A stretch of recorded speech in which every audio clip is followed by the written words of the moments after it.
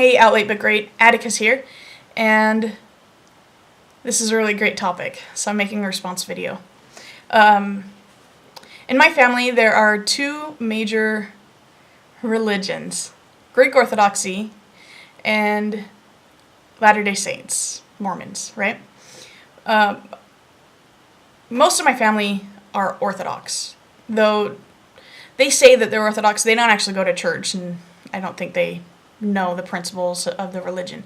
But when my mom and my dad started dating, I was 6 years old, and I wasn't baptized, and so my dad had me baptized, and my godmother to this day is one of the most supportive people I've ever had in my life. She has been more supportive than my own mother in just about every capacity I could think of. So it was really beneficial to me that I have this really great godmother she's gay, and her partner is incredibly spiritual and really kind of new age with her religious beliefs and like spiritual practices. So I've benefited greatly from that relationship in more ways than I could never actually convey how my godparents, my godmothers, have positively influenced my life. And it's been incredible. So that is one way that I'm forever indebted to the Greek Orthodox Church. And just in case you don't know, Greek Orthodoxy is just part of the Orthodox religion. It happens to be in the Greek language. So my dad's Greek and my mom's Greek, and all of our family immigrated to the U.S. So it's the same as Armenian Orthodoxy or Russian Orthodoxy. The only difference is maybe like the saints are local or like Greek, right, instead of Russian or something. But Orthodoxy is also the original Church of Christ. So Catholics came from us after the Great Schism.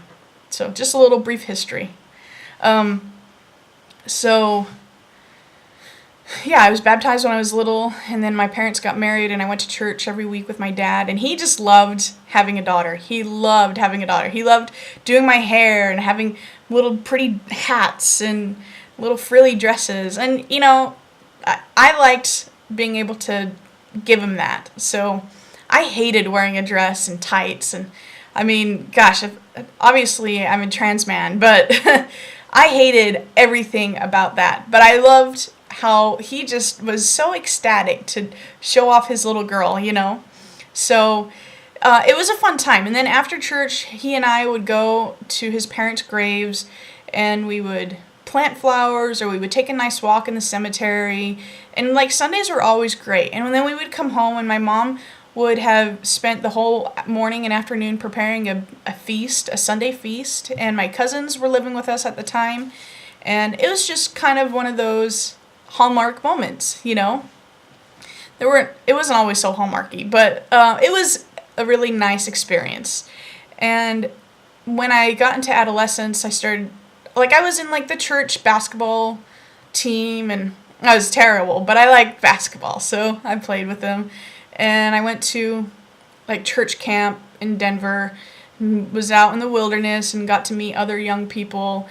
But more importantly, I started to establish relationships with priests and deacons, and specifically one priest. Well, he's a priest now, but he was a deacon at the time.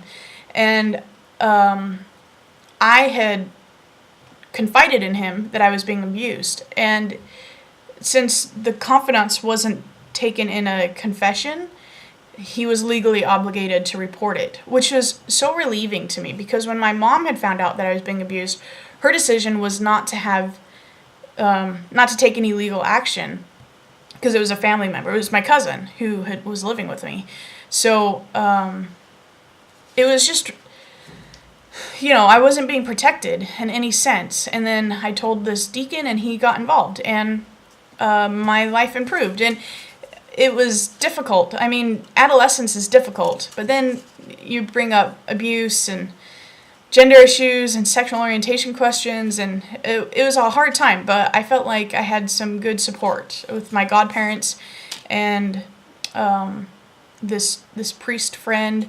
And then that of course notified my dad, because now there was some legal action that was taking place, and he, he's always been a protector. And so that ended up being another reason why I am forever indebted to the Greek Orthodox Church.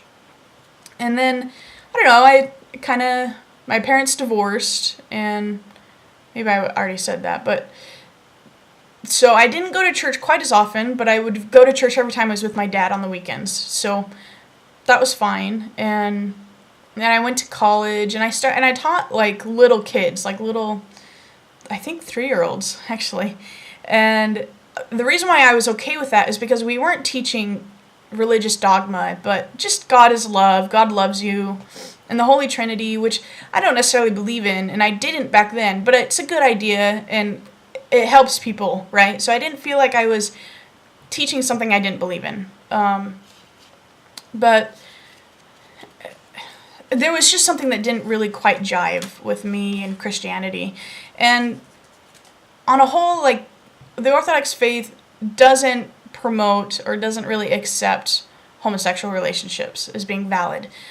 And that being said, there are a lot of priests who have their own individual thinking with it. So I had one priest who I'd come out to, and he's just thought that I was too young to know. So he kind of dismissed my assertion that I was gay. And then I came out to another priest, and he said, well, you can't get married in the church, but sometimes we're a little outdated, and tradition takes a long time to change. So he really wasn't bothered by that. I had another priest who was like, well, this is kind of a big deal, and we should talk about it. And, I didn't really feel compelled to talk about it with him. But so once I started like a sexual relationship with my first girlfriend, I didn't take communion. And not because I thought it was bad that I was having gay sex, but just because I was having premarital sex. So I thought that, that goes against the guidelines for receiving communion, and I was okay with that. And so progressively I was moving away from Orthodoxy, but I've always really admired the community, and the Greek Orthodox community in Salt Lake City is particularly tight. And it has to be because of all the Mormons. Like, it has to be. Utah Greeks are unlike any other Greeks I've ever encountered. Excuse me. So, I don't consider myself Christian. I think, Christ is a cool guy and had some cool things to say, and I don't accept him as my savior. And the whole idea of atonement, no, that's not really for me. But I would say that I have the potential to be incredibly spiritual, and I have in the past, but it's like something that kind of frightens me, and I'm not entirely sure why. And then I have like Mormon family members. My uncle converted when he was a teenager, and he's raised his family in a very strict LDS fashion. And incidentally, his children are my best friends and are closest to my siblings that I've ever had. I'm an only child, but I've always been really close to my cousins, whether I liked it or not, right? But this particular side of my family has always been really loving, and in addition to being incredibly religious, they've also practiced being spiritual and being kind to each other.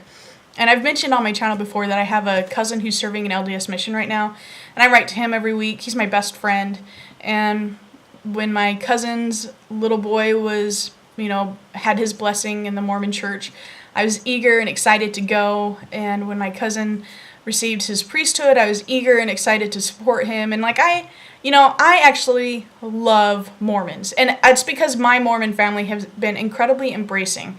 And even recently, I came out to my aunt and my uncle, who are, again, converts. So they're super strict about their religious practices. And I came out as trans to them, and they were just like, well, we love you. We love you. You're always welcome in our house.